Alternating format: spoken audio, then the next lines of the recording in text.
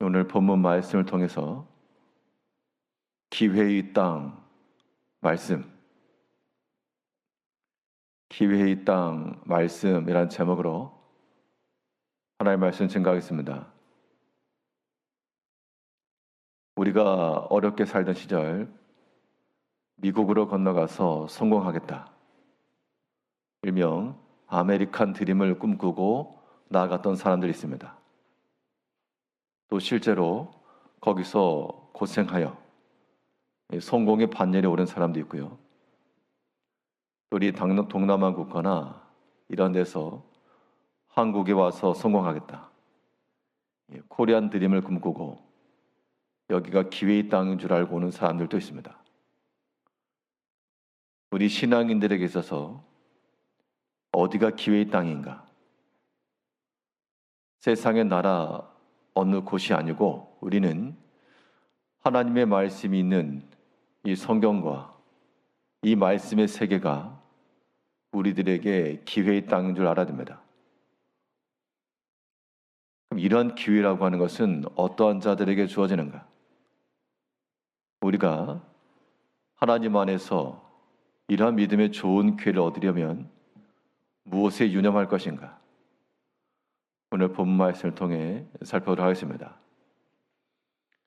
먼저 우리가 하나님이 주시는 이 은혜의 자리에 들어가기 위해서는 먼저 주의할 것이, 교만한 불순종은 기회를 얻지 못한다는 겁니다.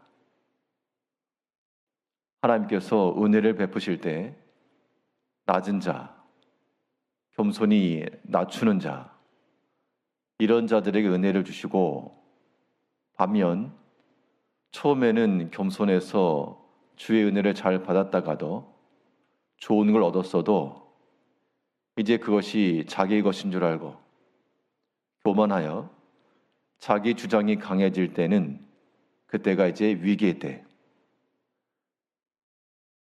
우리 모든 신앙인들이 자기 생각과 자기 주장이 강해진다는 것, 은혜의 상실이 일어나는 그러한 때인 줄 알고 우리가 우리의 모든 마음속에 있는 교만함과 불순종이라고 하는 것들을 항상 제거해야 됩니다. 오늘 본문에 나오는 본문은 이 에스더서에서 하나님께서 어떻게 하나님의 일들을 준비해 나가신가를 보여주고 있습니다. 본 1장의 내용은 그 당시의 왕이었던 이 아하수에로 왕이, 역사적으로 알려진 바는 크세르크스 1세인데 그에게 부인이 있었습니다. 와스디라고 하는 왕후가 있었고, 이 아하수에로 왕의 성향은 그리스와의 전쟁을 하고 영토를 넓히고, 반면 또 약간의 이 복압성이 있고, 그 잔치를 하면서 많은 사람들 앞에서 왕후를 보이고자 하는, 아마도 자랑코자 하는 마음이 있었던 것 같습니다. 그래서 왕후의 모든 복장을 갖추고 나오라 했는데 이 와스디가 거절한 겁니다. 싫어한 겁니다. 사람들 앞에 나서는 거 왜 내가 나서야 되냐, 그런 마음도 있었겠으나 당시 왕 앞에 나오라고 하지도 않았는데 나가면 그것도 큰 벌이 있었고, 나오라고 했는데 안 나오는 것도 마찬가지였습니다. 이때 이 와스디의 이러한 왕의 명령을 거절한 것이 어떻게 되었는가? 그것이 그에게 있어서는 기회를 상실한 것이 되었고, 결과적으로 또 누군가에게는 하나의 기회의 준비가 되었습니다. 본문 19절 다시 보면, 왕이 만일 좋게 여기실 텐데 와스디가 다시는 왕 앞에 오지 못하게 하는 조서를 내리되 바사와 메대의 법률에 기록하여 변기함이 없게 하고 그 왕후의 자리를 그보다 나은 사람에게 주소서. 그래서 결과적으로 에스더가 왕후에 뽑히게 됩니다. 여기서 오늘 본문에 나오는 이 역사적 배경들을 좀 살펴보면, 이스라엘 백성들이 망하고 바벨론으로 포로로 잡혀갑니다. 그 바벨론도 망하고, 그 바벨론이 어디에 망했는가 하면 바로 이 페르시아 바사에 멸망했습니다. 그래서 바벨론에 잡혀간 유대 포로들은 자연스럽게 이 페르시아 바사의 포로가 된 건데, 이때 성경에 나오는 여러 선지자들과의 연관성을 보게 되면 이 고레스, 성경에 나오는 고레스 왕이죠. 이게 페르시아 바사 왕의 기틀을 잡은 왕이었고, 그 이후 그가 예루살렘으로 돌아가 유대인들을 돌아가라 말합니다. 귀환을 명하죠. 그게 이제 고레스 왕이고, 그 이후 다리오 왕 1세 때 성전을 재건하라는 명을 받아 스룹바벨을 영도로 해서 1차 귀환이 이루어집니다. 그리고 나서 성경에 보게 되면 에스라와 느헤미야가 나오는데, 그리고 에스라, 느헤미야, 에스더 이렇게 되죠. 근데 실제로 역사적 순서를 말하면 에스더서가 더 먼저고 그 다음이 에스라, 느헤미야입니다. 그러니까 실질적으로 성전을 재건하고 율법으로 교육하고 하는 것이 먼저 나왔지만, 이러한 하나님의 일을 준비해 나가기 위해서 하나님께서는 보이지 않는 곳에서 이 에스더를 통해 그 에스더 다음에 있었던 아하수에로 왕, 그 다음이 아닥사스다 왕인데, 이 아닥사스다 왕 때 에스라가 있었고 느헤미야가 술 맡은 관원이었고, 그러면 포로로 잡힌 유대인들이 높은 관직에 올라갈 수 있는 것이 쉬웠겠는가? 그 전에 이 에스더를 통해 이미 왕으로서 여러 가지 왕과의 친밀감이 있고, 혹은 인맥이 형성되고 선한 영향력이 미쳐지고, 이러한 모든 과정들이 선제가 된 겁니다. 우리는 이러한 모든 과정 속에서 이 오늘 1장에서는 이 왕의 부인이 되었던 와스대의 거절과 왕의 명령에 대한 불순종이죠. 요즘으로 말하면 사람이 갈 수도 있고 안 갈 수도 있지만, 그 당시의 사회적 분위기 속에서 왕의 명을 거역했다는 것은 이 사람의 마음이 어떠한지를 보여주는 겁니다.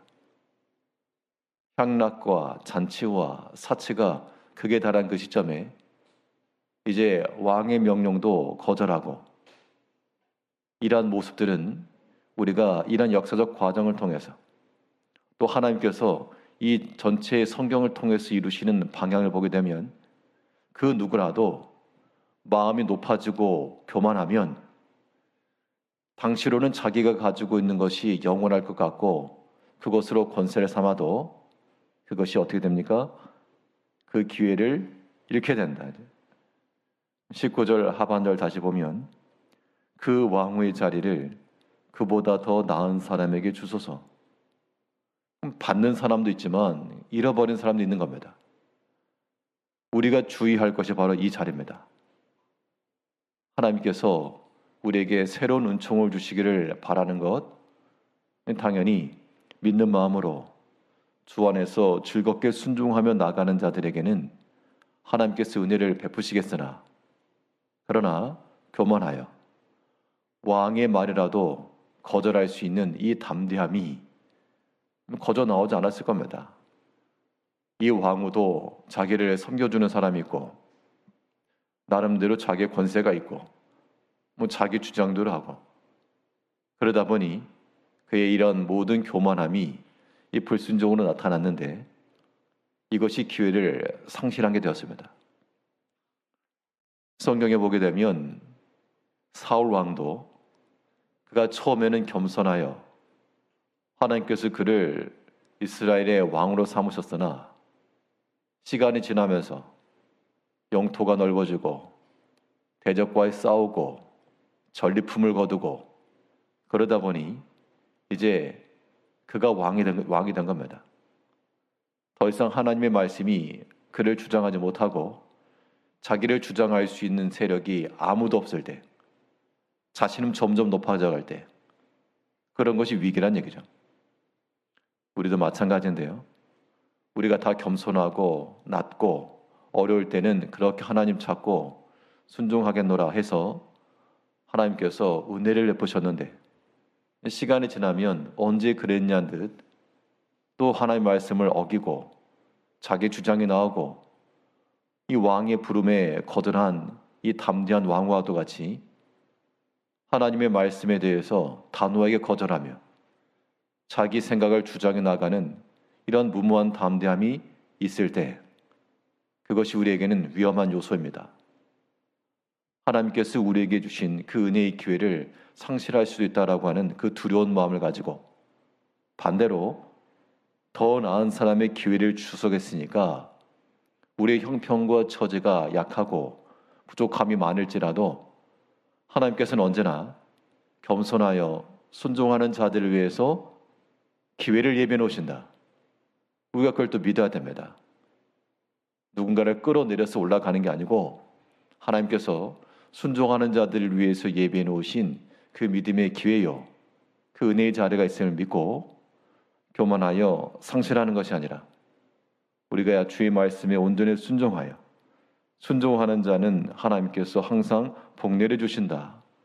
오늘 찬송시도 있었던 것처럼 날마다 그 말씀에 겸손히 순종하고 사람 앞에서도 겸손히 낮아지면 그런 사람이 은혜를 얻는 겁니다. 오늘 하루 동안에도 겸손하고 낮은 온유한 마음으로 주의 말씀에 온전히 순종하여 우리를 예비해 놓으신 그 은총, 예비된 은총을 다 받아 누리시는 우리 성도님들 되시기를 바라겠습니다. 기도하겠습니다.